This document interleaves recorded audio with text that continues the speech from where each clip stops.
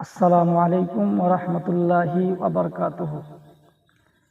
ইন্নাল হামদালিল্লাহি ওয়াহদা ওয়াসসালাতু ওয়াসসালামু আলা মান লা নাবিয়্যা বা'দা। ওয়া ক্বালা সুবহানাহু ওয়া তাআলা ইয়া আইয়ুহাল্লাযীনা আমানু ইজতানিবু কাসীরাম মিনাজ-যন্নি ইন্না বা'দাজ-যন্নি ইসমুন ওয়া লা তাজাসসাসু ওয়া লা ইয়াগতাব বা'যুকুম বা'যা। আন আবি হুরায়রা রাদিয়াল্লাহু তাআলা আনহু ক্বালা قال رسول الله صلى الله عليه وسلم تجدون سر الناس ذا الوجهين الذي يأتي هؤلاء بوجه ويأتي هؤلاء بوجه. عن سهل بن سعد رضي الله تعالى عنه قال قال رسول الله صلى الله عليه وسلم من يزمن لي ما بين لحييه وما بين رجليه أزمن له الجنة. عن عائشة رضي الله تعالى عنها قالت قلت للنبي صلى الله عليه وسلم حسبك من سفية كذا وكذا تعني قصيرة فقال لقد قلت كلمة لو مزجت بها البحر لمزجته. সম্মানিত দর্শক মণ্ডলী, প্রশংসা আল্লাহ তাআলার জন্য যে আল্লাহ তাআলা আমাদেরকে সৃষ্টি করেছেন। শুধু সৃষ্টি করেননি, তিনি সর্বশ্রেষ্ঠ জাতি এবং সর্বশ্রেষ্ঠ নবী এবং সর্বশ্রেষ্ঠ মাখলুকাত করে তিনি আমাদেরকে পাঠিয়েছেন। তাই আমরা আল্লাহর শুকরিয়া আদায় করে আমরা সকলেই বলবো আলহামদুলিল্লাহ। তারপরে পরে শান্তি অবতীর্ণ হোক আল্লাহ রাসূলের উপর সাল্লাল্লাহু আলাইহি ওয়াসাল্লাম। সম্মানিত দর্শক মণ্ডলী, আজকে আমার আলোচ্য বিষয় হবে পরনিন্দা। পরনিন্দা সম্পর্কে এক গুরুত্বপূর্ণ আলোচনা হবে ইনশাআল্লাহুল আজিজ। এই জন্য আমরা এই আলোচনাটা করতে যাচ্ছি যে আমাদের সমাজে গীবত পরনিন্দাটা বেশিরভাগ মানুষ করেই থাকে। বেশিরভাগ মেয়েরা, বেশিরভাগ মহিলারা এবং সকলেই বলা গেলে সকলেই এই পাপের সাথে জড়িত আছে। এই জন্য আমাদের এই বিষয়টি খুব গুরুত্ব সহকারে শোনা এবং কথাগুলোকে মানার আল্লাহ রাব্বুল আলামিন সকলেরই, সব মানুষেরই তৌফিক দান করুক। সবাই বলুন আল্লাহুম্মা আমিন। আল্লাহ রাব্বুল আলামিন পরনিন্দা সম্পর্কে পবিত্র কোরআনে সূরা হুমাজা 113 নম্বর সূরা 1 নম্বর আয়াতের মধ্যে আল্লাহ রাব্বুল আলামিন বলছেন ওয়াইলুল লিকুল্লি হুমাজাতিল লুমাজা।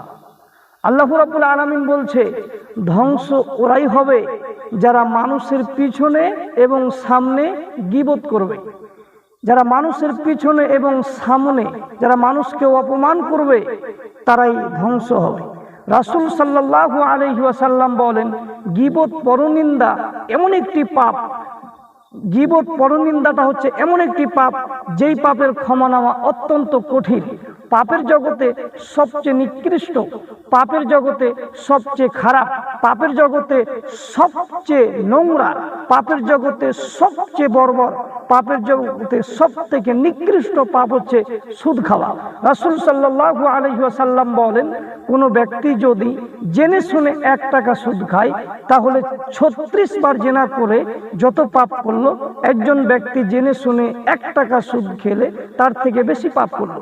রাসূল সাল্লাল্লাহু আলাইহি ওয়াসাল্লাম বলেন সুদের অনেক রকম পাপ রয়েছে, ছোট থেকে বড়, বড় থেকে ছোট। সুদের অনেক রকম পাপ রয়েছে, বড় থেকে ছোট, ছোট থেকে বড়।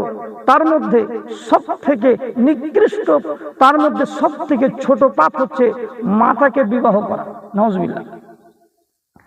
সুদ এমন একটি জঘন্য পাপ, এই পাপের জন্য রাসূল সাল্লাল্লাহু আলাইহি সাল্লাম এই ভাষা ব্যবহার করেছেন। পৃথিবীতে আরো অনেক থেকে পাপ রয়েছে, যেমন আল্লাহর তাআলার সাথে শিরক করা। তারপরও এত জঘন্য ভাষা আল্লাহ রাসূল ব্যবহার করেননি। পাপের জগতে আরেকটি খারাপ পাপ হচ্ছে মিথ্যা সাক্ষী দেওয়া। তারপর রাসূল সাল্লাল্লাহু আলাইহি সাল্লাম এরকম ভাষা ব্যবহার করেননি। পাপের জগতে আরেকটি পাপ হচ্ছে জিনা ব্যভিচার করা। তারপরও রাসূল সাল্লাল্লাহু আলাইহি সাল্লাম এত জঘন্য ভাষা ব্যবহার করেননি। তাহলে সুদ কত জঘন্য ভাষা ব্যবহার করেছে যে মায়ের সাথে বিবাহ করার সমান পাপ। এটা এক সমাজে বলা, মানুষকে বলা একেবারেই খারাপ লাগে। আমরাও বললে আমাদেরকেও খারাপ লাগে। তাহলে সুদ কত বড় পাপ। তারপর রাসূল সাল্লাল্লাহু আলাইহি সাল্লাম বলছে সুদ খাওয়াটা হচ্ছে আল্লাহ তাআলার সাথে জড়িত পাপ। তা আল্লাহ তাআলার কাছে কোনো ব্যক্তি যদি বলে যে আল্লাহ, এতদিন আমি জানতাম না, এতদিন আমি সুদ খেয়েছি, আজকে আল্লাহ আমি জানলাম যে সুদ এত ভয়ানক পাপ, এত খারাপ পাপ, এত জঘন্য পাপ, আল্লাহ আমি জানলাম আজকের পর থেকে আমি আর কোনোদিন সুদ খাবো না, আল্লাহ তুমি আমাকে ক্ষমা করো। তাহলে আল্লাহ রাব্বুল আলামিন বলছেন, কোন ব্যক্তি যদি আল্লাহ আমার কাছে ক্ষমা চায় তাহলে আমি আল্লাহ তার পাপকে ক্ষমা করে দিব। তাহলে সুদ পাপটি কি? সুদ পাপটি হচ্ছে, সুদের পাপটি হচ্ছে আল্লাহ তাআলার সাথে জড়িত, আর পরনিন্দা পাপটি হচ্ছে মানুষের সাথে জড়িত, যা আল্লাহ তাআলার কাছে ক্ষমা চাইলে ক্ষমা হবে না। তাহলে পরনিন্দা পাপটি হচ্ছে আল্লাহ তাআলার সাথে জড়িত, যে পাপ সহজেই ক্ষমা হবে না। এজন্য আল্লাহ রাব্বুল আলামিন বলছেন, ইয়া আইয়ুহাল্লাযীনা আমানু, হে ঈমানদারগণ। আল্লাহ রাব্বুল আলামিন ঈমানদারদেরকে লক্ষ্য করে বলছেন, কোনো কাফিরকে বলছেন না, মুশরিককে বলছেন না, বেঈমানকে বলছেন না। কেন? তারা বিনা হিসাবে জাহান্নামে যাবে। অমুসলিম যারা রয়েছে তারা বিনা হিসাবে জাহান্নামে যাবে, কিয়ামতের মাঠে তাদের কোনো বিচার হবে না। খ্রিস্টান যারা, তারা বিনা হিসাবে জাহান্নামে যাবে। কেন? তাদের কোনো বিচার হবে না। একমাত্র যাদের অন্তরে ঈমান আছে, একমাত্র যাদের অন্তরে ঈমান রয়েছে, কিয়ামতের মাঠে তাদেরই বিচার হবে। আর যাদের ভিতরে ঈমান নেই তারা বিনা হিসাবে জাহান্নামে যাবে। এই জন্য আল্লাহ রাব্বুল আলামিন মুমিনদেরকে লক্ষ্য করে বলছেন যে, হে মুমিনগণ, তোমাদেরকে আমি আল্লাহ বলছি, ঈমানদারগণ তোমরা শুনো, ইস্তানিবু কাসীরাম মিনাজ যন্নি ইন্না বা'দাজ যন্নি ইসমুন ওয়ালা তাজাসসু ওয়ালা ইয়াগতাব বা'যুকুম বা'যা। আল্লাহ রাব্বুল আলামিন বলছে, দুনিয়ার মানুষ তোমরা শুনে রাখো, তোমরা ধারণা করা থেকে বিরত থাকো। আল্লাহ তাআলা ধারণা করতে নিষেধ করছেন যে দুনিয়ার মানুষ তোমরা ধারণা করবে না। ধারণা কাকে বলে? ধরুন আপনাদের গ্রামে একটা ছেলে খুব দুষ্টু, খুব খারাপ, সে অনেক অন্যায় অবিচার করে, অনেক অন্যায় কাজ করে। তো ধরুন আপনার বাড়িতে কোনো কিছু হারিয়ে গেছে, তো আপনি বলছেন কে নিতে পারে, কে নিতে পারে? আপনার বাড়িতে কে নিতে পারে? তাহলে আপনি বলছেন যে ওই ছেলেটা মনে হয় সব থেকে খারাপ, সে নিয়েছে মনে হয়। এই যে আপনি একটা ধারণা করলেন। আল্লাহ বলছেন, দুনিয়ার মানুষ তোমরা কি করো? তোমরা ধারণা করা থেকে বিরত থাকো। দুজনে বসে কি বলছে তোমরা তা কান লাগিয়ে শোনো না। তারা স্বামী স্ত্রী কি বলছে তোমরা তা কান লাগিয়ে শোনো না। তোমরা মানুষের দোষ ত্রুটি তোমরা উদ্ঘাটন করো না। রাসূল সাল্লাল্লাহু আলাইহি ওয়াসাল্লাম বলেন, কোনো ব্যক্তি যদি পৃথিবীতে কোনো মানুষের দোষ ত্রুটি উদ্ঘাটন করে, কোনো ব্যক্তির গোপন কথা কান লাগিয়ে শুনে, কোনো ব্যক্তির গোপন কথা কান লাগিয়ে শুনে, তাহলে আল্লাহ রাব্বুল আলামিন কিয়ামতের মাঠে সেই ব্যক্তির কানে সীসা গলিয়ে ঢেলে দিবেন। এটা আল্লাহর শাস্তি। তাহলে আপনি অন্য মানুষের দোষ ত্রুটি তারা কি বলছে আপনি শুনতে যাবেন না। আমাদের সমাজে হাজারো মানুষ আছে, আমাদের সমাজে অনেক মানুষ রয়েছে, হাজারো মানুষ আছে যাদের অভ্যাস হচ্ছে মানুষের দোষ ত্রুটি ধরা। তারা কি বলল, তার কার ছেলে কার মেয়ের সাথে ভেগে গেল, কার মেয়ে কার সাথে পালিয়ে গেল, এগুলি তাদের কাজ। সমাজে এরকম হারামখোর, সমাজে এরকম অনেক নিকৃষ্ট ব্যক্তি রয়েছে যারা মানুষের দোষ ত্রুটি ধরাই তাদের কাজ, মানুষের দোষ ত্রুটি ধরাই তাদের একমাত্র কাজ। এটাই তারা, এই পিছনে তারা লেগে আছে।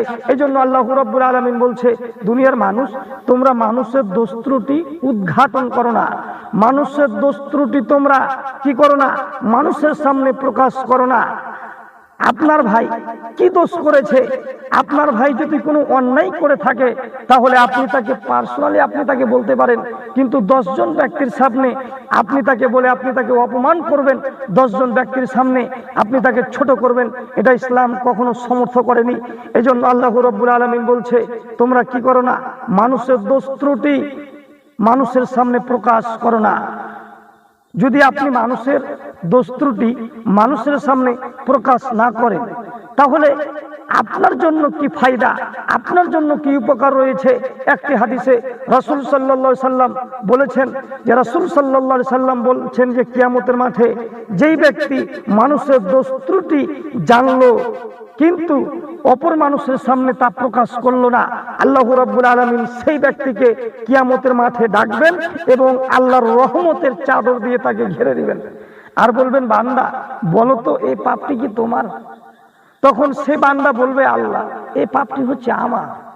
তখন আল্লাহ রাব্বুল আলামিন বলবে যে বান্দা তুমি কি মনে করো যে আমার ফেরেশতারা, আমার লেখকেরা কি জবরদস্তি লিখে দিয়েছে তুমি মনে করো?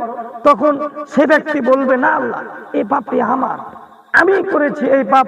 তখন আল্লাহ রাব্বুল আলামিন বলবে, ওই যে দুনিয়াতে অমুক ব্যক্তির কথা দোষ ত্রুটি তুমি মানুষের সামনে প্রকাশ করনি, এই জন্য আমি আল্লাহ এই কিয়ামতের মাঠে তোমার দোষ ত্রুটি প্রকাশ না করে আমি আল্লাহ তোমাকে জান্নাতে পাঠিয়ে দেব।